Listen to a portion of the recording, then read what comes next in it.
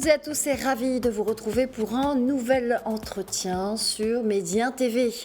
Glacial. Les relations entre le Maroc et la France n'ont jamais été aussi tendues. Allié historique de l'Hexagone, le Royaume était l'un des plus grands amis de la France avec lequel elle entretenait une relation d'exception. Aujourd'hui, la donne a clairement changé. Le Maroc se forge de nouvelles amitiés dans la cour internationale, des amitiés de poids et ne fait plus de la France, un partenaire privilégié. Les spécialistes, la presse, les réseaux sociaux se font même l'écho de cette crise qui grippe la relation entre les deux pays. Et l'un des vecteurs de cette crise, les visas délivrés drastiquement aux Marocains dans le cadre d'une politique française de sanctions à l'égard de l'ensemble des pays du Maghreb. Mais pas seulement, nous allons le voir, au cœur de cette crispation qui dure, il y a aussi une position considérée comme ambiguë de la France sur la question du Sahara marocain. On en parle avec Emmanuel Dupuy, président de l'IPSE, l'Institut de prospective et de sécurité en Europe. Bonjour Emmanuel Dupuy et bienvenue à vous. Bonjour. Alors les États-Unis ont reconnu fin 2020 la souveraineté marocaine du Sahara. Cette position a été confirmée par le successeur de Trump, Joe Biden, et plus précisément par la secrétaire d'État adjointe américaine Wendy Sherman lors d'une visite au Maroc et en Algérie en mars de cette année. Est-ce que la relation entre le Maroc et la France a pris un tout autre tournant à ce moment-là, à ce moment précis de leur histoire? Est-ce que cette distanciation politique entre Rabat et Paris ne serait que le fruit d'une ambiguïté, considérée comme telle en tout cas, de la position de Paris sur la question du Sahara marocain, selon vous? Non, je ne le crois pas, parce que la position française n'a pas attendu la décision de Donald Trump de reconnaître la marocanité du Sahara le 20 décembre 2020, mais ça s'inscrit dans une longue distanciation, une longue détérioration, hélas, des relations bilatérales entre la France et le Maroc. Et je dois le dire, malheureusement, depuis l'arrivée au pouvoir d'Emmanuel Macron, avec une accélération certaine. Les relations ont été tendues avec François Hollande ou durant la présidence de François Hollande, mais indiscutablement, elle s'est aggravée avec Emmanuel Macron. Je ne crois pas non plus que la décision américaine et l'inscription dans le cadre des accords d'Abraham du Maroc soit un adjuvant à cette relation. Je crois que la relation entre la France et le Maroc s'inscrit dans d'autres thématiques en matière de coopération contre le terrorisme, en matière d'échanges universitaires, en matière évidemment, et c'est là aussi une situation tendue par rapport à la question migratoire ou évidemment par rapport à la stabilité régionale et au rôle que devrait jouer le Maroc dans cette stabilité régionale. Je pense à la question du Sahara, bien sûr, et son voisinage, mauritanien et algérien, mais surtout et aussi à la question du Sahel. D'accord. Alors, je vais tout de même poursuivre sur cette question de l'intégrité territoriale du Maroc et de la marocanité du Sahara qui ne sont plus à négocier ici, puisque depuis quelques années, le Maroc a décidé de trancher. Il a adopté des positions de plus en plus fermes sur la question nationale.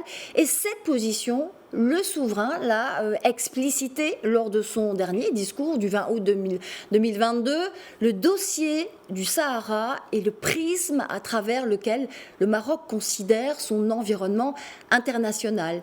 Et c'est aussi clairement et simplement l'aune qui mesure la sincérité des amitiés et l'efficacité des partenariats qu'il établit. Là, je cite donc le roi Mohamed VI lors de son dernier discours. Et là encore, selon beaucoup d'experts, le roi s'adresserait explicitement à la France. Qu'est-ce que vous en pensez, Emmanuel ?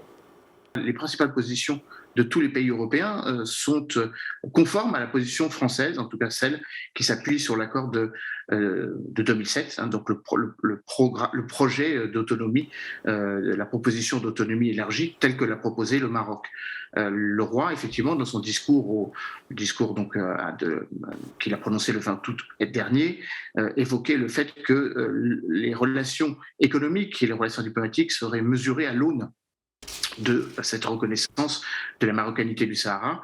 Néanmoins, la plupart des pays qui ont fait un geste dans cette direction, outre les États-Unis depuis décembre 2020, l'Espagne, je pense notamment à l'Espagne, qui s'est appuyée à sortir de sa neutralité depuis 1975, sa neutralité qui était celle adoptée depuis 1975, pour justement se positionner par rapport à la position française, se considérant, sur la base d'ailleurs de la dernière résolution onusienne, la résolution 2548 d'octobre 2020, qu'il fallait continuer à œuvrer à un dialogue quadripartite associant le Maroc, l'Algérie, le Polisario et la Mauritanie. Je crois que la position française est mal comprise du côté marocain et qu'elle n'a pas changé.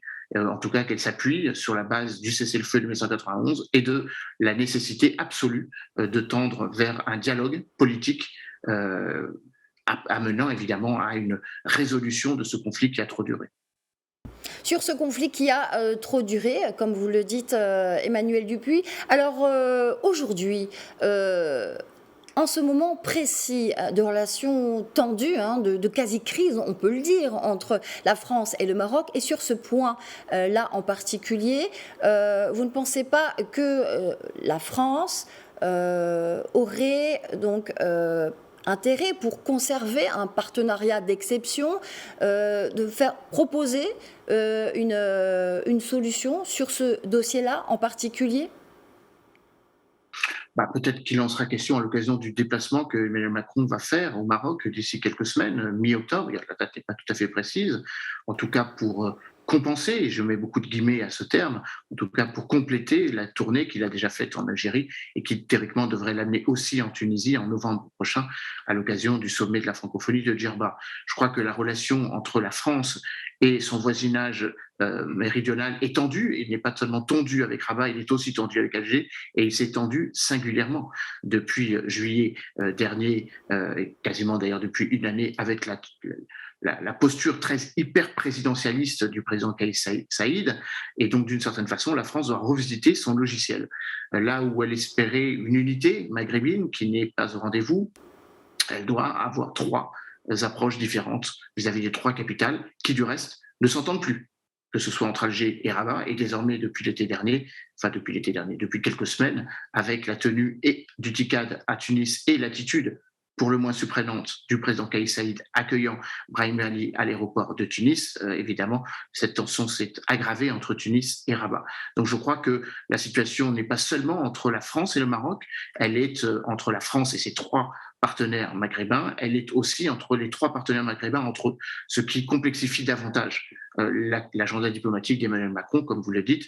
Ne surtout pas oublier, comme Stéphane de Mistura essaye de le mettre en avant, que cette décision, que cette position doit aussi être négociée avec un cinquième acteur qui est l'ONU, et que de ce point de vue-là, les retards demi suite à la succession difficile d'un scolaire comme représentant spécial du secrétaire général des Nations Unies pour la question du Sahara, a là aussi largement participé à la situation très tendue que vous évoquez.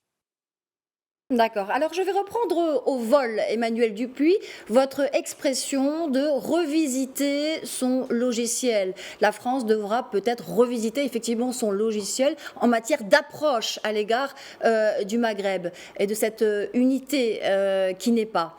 Est-ce qu'on peut aller un peu plus loin justement sur cette approche qui semble se faire de manière peut-être assez homogène et pas suffisamment hétérogène, effectivement, à l'égard de chacun de ces pays ayant ses propres particularités, ses propres intérêts, ses propres statuts? Oui, vous avez raison, la situation n'est pas seulement une relation bilatérale, je l'ai évoqué, ça ne concerne d'ailleurs plus seulement l'Union européenne et la partie donc occidentale de l'Union africaine et du continent africain, mais ça concerne une approche globale. D'autant plus qu'on le voit de manière assez claire, le rapprochement entre Alger et Moscou est désormais plus que sur le plan militaire, il est aussi politique avec l'Algérie qui, il y a quelques jours, par la voix de son président, Abdelhamid Tebboune, a demandé à intégrer le mouvement des BRICS. Donc ce rapprochement à l'aune de la crise ukrainienne entre Alger et Moscou n'a de pair aussi que d'un rapprochement qui est une réalité entre Rabat et les États-Unis. La présence très significative des forces armées américaines en juin dernier à l'occasion de Desert Lion 2022 Avrekalayem, pardon, en 2022, la tenue à Marrakech du sommet mondial de lutte contre Daesh, le rapprochement non seulement entre Rabat et Washington, mais Rabat et Tel Aviv, à l'aune des accords d'Abraham, font que cette relation est encore plus complexifiée avec le fait qu'il y a deux voisins qui ont des regards stratégiques radicalement différents, l'un vers l'Occident, l'autre vers l'Orient. De ce point de vue, la manière dont la France doit revisiter sa relation est évidemment pas exclusivement en direction d'Alger, même si le président Emmanuel Macron a mis beaucoup d'emphase à son déplacement fin août dans la capitale algérienne, mais évidemment, comme je le disais, avec cette façon de revisiter ou d'améliorer ou tout simplement de normaliser une relation qui n'aurait jamais dû s'appauvrir ou s'amenuire comme elle l'est depuis maintenant plusieurs mois.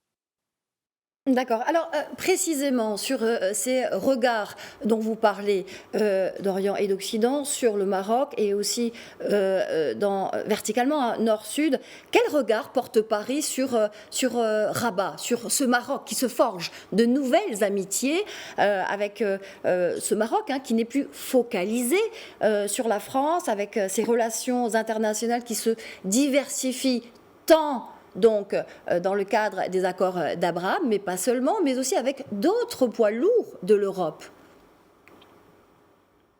Encore une fois, il n'y a pas de relation exclusive qui vaille, il y a des relations de concurrence.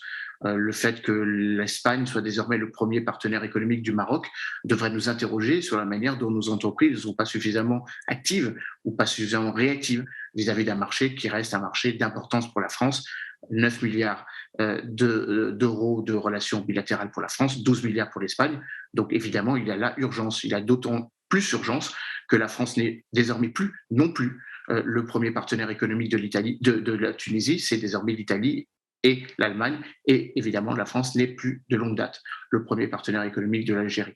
Donc il y a effectivement une manière de revisiter notre logiciel diplomatico-économique vis-à-vis du Maghreb et plus particulièrement du Maroc qui nous concerne aujourd'hui. Il y a aussi, comme vous le dites, une manière beaucoup plus subtile, beaucoup plus agile et très efficace de la diplomatie marocaine d'avoir noué des relations avec ses partenaires africains. Il y a désormais 25 consulats entre Dakhla et Laayoune, le dernier en date étant le Tchad, partenaire traditionnel de la France, faut-il le rappeler, dans la lutte contre le terrorisme, et puis évidemment une diplomatie multilatérale en direction du continent latino-américain, en direction des pays européens, vous l'avez mentionné, le net réchauffement des relations entre Rabat et Madrid en témoigne, tout comme le rabibochage, si j'ose l'exprimer ainsi, après la crise de mai dernier entre Rabat et Berlin, montre à quel point la France n'est plus le seul partenaire exclusif du Royaume par rapport aux pays européens, par rapport à l'Union européenne. D'ailleurs,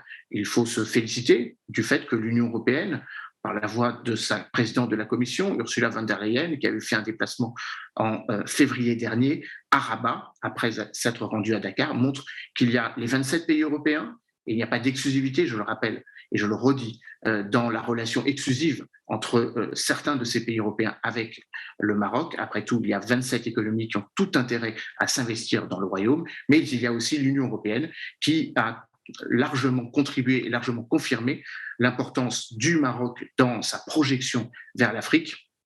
Ursula von der Leyen s'est rendue à Rabat en rencontrant le Premier ministre Aziz Akhnouch, quelques heures même avant le sommet Union européenne-Union africaine, en rappelant que la projection de puissance géopolitique, géoéconomique, géoculturelle de l'Europe vis-à-vis du continent africain passerait par le Maroc, en rappelant que sur les 300 milliards d'euros de ce que contient le projet du Global Gateway, il y a 150 milliards pour le continent africain et pas loin de 15 milliards rien que pour le Maroc. D'accord. Alors, avant d'en venir à le dossier des visas, hein, assez épineux, j'aimerais que l'on revienne assez rapidement, hein, sur cette autre paume de discorde entre Rabat et Paris qui est passée maintenant. C'est l'affaire Pegasus. Rapidement, votre avis sur cette affaire qui a finalement accouché d'une souris? Encore une fois, le problème de l'affaire Pegasus ne concerne pas Paris et Rabat. Il concerne Paris et Tel Aviv. Et je crois que Rabat a été la victime expiatoire d'une relation que nous ne voulions pas envenimer vis-à-vis de Tel Aviv. Je rappelle que NSO, donc à l'origine de l'affaire Pegasus, est une société israélienne. Néanmoins, il y a le contexte des accords d'Abraham et du rapprochement euh, confirmé, très proche, très confirmé, pardon, et très explicite des relations militaro-sécuritaires entre le Maroc et l'État d'Israël, avec la visite de Benny Gantz, à l'époque ministre de la Défense, la visite du général Aviv Kochavi, le chef d'état-major israélien, en juillet dernier, et puis la confirmation de l'intensification de la coopération en matière de cybersécurité, en matière de coopération en ce qui concerne les drones et en matière d'échange d'informations. Donc l'affaire Pegasus, qui a accouché d'une souris, comme vous le mentionnez, ne concerne pas seulement deux acteurs, et je crois que ceux qui ont voulu opposer Paris et Rabat avaient des intentions un peu malignes, mais plutôt une relation très tendue que Paris entretient avec cette entreprise qui, accessoirement, ne concerne pas seulement que la France, mais l'ensemble des pays où elle a été active, et notamment sur le continent européen. Très bien. On va parler des visas maintenant. Le paroxysme de la crise, nous vivons depuis ces derniers jours, ce sont ces visas, avec près de 70% des demandes de visas en provenance du Maroc qui sont rejetées par les autorités consulaires françaises sans justification claire, attisant à la fois la colère des demandeurs mais aussi de la société civile. Il y a des étudiants qui ratent leur rentrée universitaire, des hommes d'affaires, des médecins qui ne peuvent pas participer à leur congrès. Et vous le disiez tout à l'heure, cette relation business qui est carrément obturée dans l'impasse. Est-ce que ici, la France ne joue pas une carte qui risque de se retourner contre elle? Parce que les chiffres sont là, 69 408 demandes marocaines acceptées. Donc aujourd'hui, elles étaient à 346 000 en 2019. Oui, la question des visas est au cœur de la polémique, mais de nouveau, au risque de me répéter, elle ne concerne pas que Paris et Rabat. Elle concerne Paris, Rabat, Tunis et Alger. La France a décidé levé pour Tunis. C'est réglé pour Tunis. C'est réglé pour Tunis depuis peu, mais ce n'est toujours pas réglé ni pour Alger, ni pour le Maroc. Et encore une fois, le Maroc faisait office, entre guillemets, de moindre mauvais élève que l'Algérie. C'est la raison pour laquelle la diminution des visas pour le Maroc n'a été réduite que d'un tiers, alors qu'il a été réduit de moitié pour l'Algérie, notamment sur son obligation pour les deux pays à accepter dans ce qu'on appelle des obligations des personnes donc ayant été signifiées donc de l'obligation de quitter le territoire. Donc cette relation, évidemment, cette réalité, comme vous dites, est une réalité qui, hélas, perturbe les relations entre les deux pays. Ça concerne non seulement les personnes qui doivent quitter le territoire pour des faits criminels, mais ça concerne évidemment par effet induit toutes les victimes collatérales qui n'ont pas grand-chose à voir avec le dispositif. Vous l'avez mentionné, les étudiants, les hommes d'affaires, et tout simplement les touristes qui veulent venir, touristes marocains qui voudraient venir en France, et vice-versa. Donc c'est une, évidemment, épine dans le pied de cette relation. Ce n'est pas la seule. On pourrait aussi rajouter les différentes affaires qui ont malheureusement agrémenté la tension entre nos deux pays. L'affaire Amouchi en 2014, l'affaire Omar Brouski plus récemment, ou bien évidemment la manière dont la France a considéré le cas d'Omar Radi. Mais ce ne sont que des épiphénomènes d'une tension plus latente, comme nous ne cessons de l'évoquer depuis le début de cette émission, avec là aussi sans doute des décisions et des gestes qui doivent être prises à l'occasion de la prochaine visite d'Emmanuel Macron au Maroc. Et une des décisions qui vont être prises, surtout par rapport à l'actualité commerciale. On le disait tout à l'heure, j'aimerais que l'on parle de la ligne du TGV que souhaite construire on le sait maintenant, la Chine au Maroc, c'est un des dossiers dont la France tente aussi de s'accaparer depuis un moment et qui risque de lui échapper entre les mains. C'est un enjeu majeur ici aussi entre Paris et Rabat. Comment on voit Oui, ça depuis Paris? Oui, c'est un enjeu majeur. On se souvient d'ailleurs de l'inauguration de la ligne à grande vitesse entre Tanger et Casablanca, qui avait été inaugurée par Emmanuel Macron en présence du roi. Donc symboliquement, si ce marché échappe à l'offre commerciale française, évidemment que ce sera un facteur aggravant de cette crise entre nos deux pays. Mais j'ai confiance, encore une fois, que l'offre commerciale française, qui sera défendue, puisque le président de Réseau Ferré de France, le président d'Alstom, accompagnera sans doute le président Emmanuel Macron à l'occasion de son déplacement donc au Maroc, montrera à quel point la proposition française est plus concurrentielle ou en tout cas plus adaptée aux besoins marocains.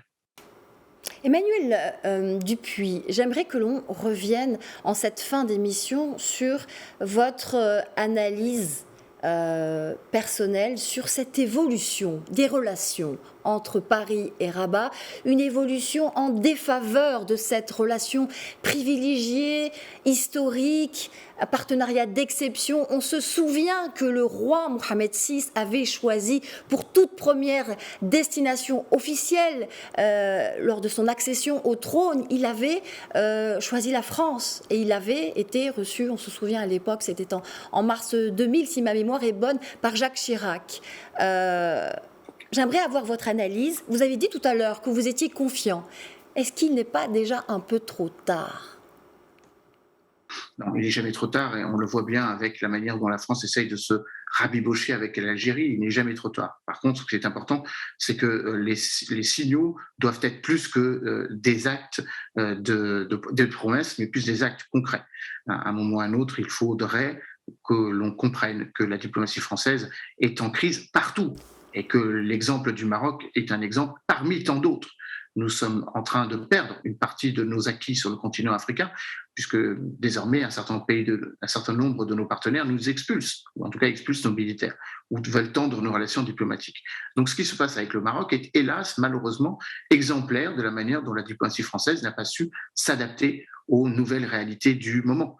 La manière dont un certain nombre de pays se cherchent de nouvelles formes de coopération ou tendent à comprendre que le leadership mondial est en train de basculer de la région de l'Atlantique Nord vers une région plus vaste qui va du Limes oriental, de la frontière orientale de l'Europe, vers l'Extrême-Orient. Comprendre que le centre stratégique des mers n'est plus en Atlantique et peut-être même de moins en moins en Méditerranée, mais plus autour donc des deux bassins que constituent l'océan Indien et l'océan Pacifique. Comprendre que dans le monde de l'émergence, un certain nombre de pays se trouvent fort marris de ne pas avoir été considérés comme ces puissantes émergentes qui certes ont des relations diplomatiques compliquées entre elles, mais qui ont au moins en commun l'idée que le développement économique sous-tend le développement personnel, individuel et collectif et l'avenir économique collectif de ces pays.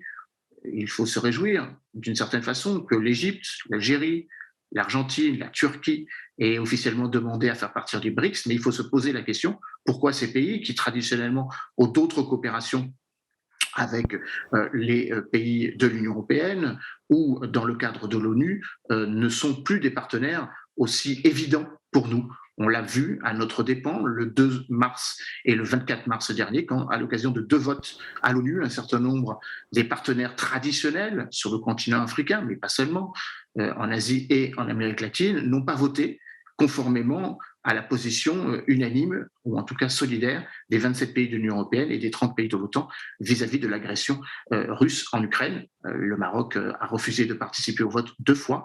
Le Sénégal s'est abstenu. Le Ghana, qui présidait la CEDEAO également, et puis un certain nombre de nos partenaires déjà mentionnés, l'Inde par exemple, ou l'Afrique du Sud, se sont abstenus. Donc on voit bien qu'il y a une nouvelle configuration stratégique dans laquelle l'idée d'un monde atlantique, occidental, basé sur une forme de démocratie libérale ou de l'universalité des valeurs que constituent celles qui sous-tendent les démocraties libérales, les droits de l'homme, la liberté absolue d'expression, liberté de croyance, donc l'état de droit, ne sont plus forcément aussi évidents comme structurant les relations sociétales entre les pays, l'émergence de la démocratie libérale, l'idée selon laquelle on devrait revisiter les rapports de force au sein du Conseil de sécurité montre à quel point le monde a évolué et sans doute que les diplomaties occidentales ont été un peu plus lentes à le comprendre. En tout cas, ce qui se passe en Ukraine montre à quel point il y a urgence à redéfinir nos partenariats par-delà l'Union européenne. Déjà que c'est compliqué intra-européen, mais la prochaine étape et le prochain objectif est sensiblement, évidemment, de renforcer nos partenaires avec notre voisinage. Il en va de l'avenir de la politique européenne de voisinage, mais la priorité est sans doute là où les tensions sont les plus vives. Malheureusement, le Maroc fait partie de ces priorités. Et le Maroc fait partie de ses priorités. Merci infiniment Emmanuel Dupuis pour cet entretien très intéressant sur ces relations entre Rabat et Paris qui sont en désamour et bien plus. Très intéressant cette approche du leadership mondial qui bascule et ces démocraties occidentales qui sont un peu lente à réaliser effectivement que les rapports changent, que ce soit du nord au sud ou latéralement également. Merci infiniment. Je rappelle que vous êtes président de l'IPSE, qui est donc l'Institut de prospective et de sécurité en Europe. Merci à vous. Merci à vous. Bonne journée.